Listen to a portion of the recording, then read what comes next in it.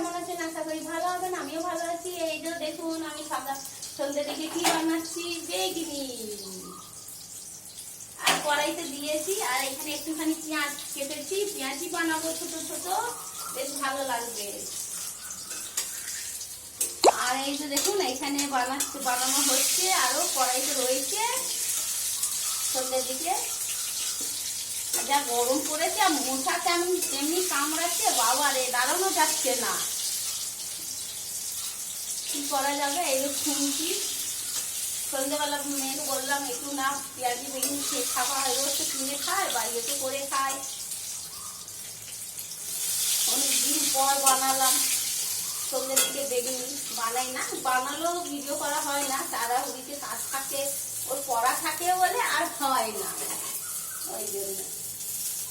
এই যে আর দুটো লাস্টে এইগুলো রয়েছে, এগুলো ছেঁকে নিই, তারপর পেঁয়াজিটা বানাবো। আপনারা কেমন আছেন? সন্ধ্যের দিকে কি খেলেন কমেন্ট করে বেশ জানাবেন। এই যে লাল হয়ে গেছে, এবারে মেয়েকে একটু মুড়ি দিয়ে খাওয়াবো, ও খেয়ে নেবে, মুড়ি মাখিয়ে দেবো। ব্যাস, দুটো দুটো করে আমি, আমার মেয়ে, যারা যারা বেগুন খাবেন আসুন। কুমড়োর বেগুনি, বেগুন নয়, বেগুনে এত বীজ ভালো লাগে না, ওই জন্য কুমড়োর বেগুনি। আমার মেয়ে বলে মা কুমড়োর বেগুনি করো, ভালো লাগবে।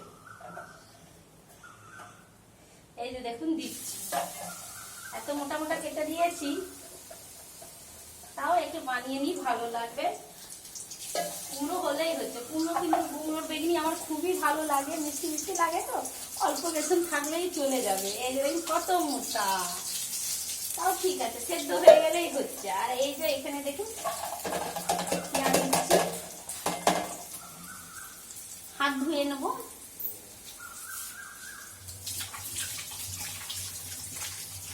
না হাত ধুলে ইয়ে করা যাবে না।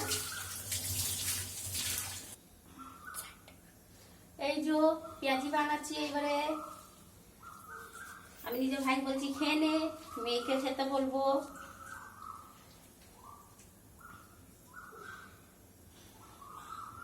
এই এখানে দিয়ে দিলাম, ছোট ছোট করে দিলে, এমনি করে দিলে না পেঁয়াজিগুলো একবার কট করে বেশ ভালো লাগে। পেঁয়াজি করে দেখবেন, খাবেন, খুব ভালো লাগবে।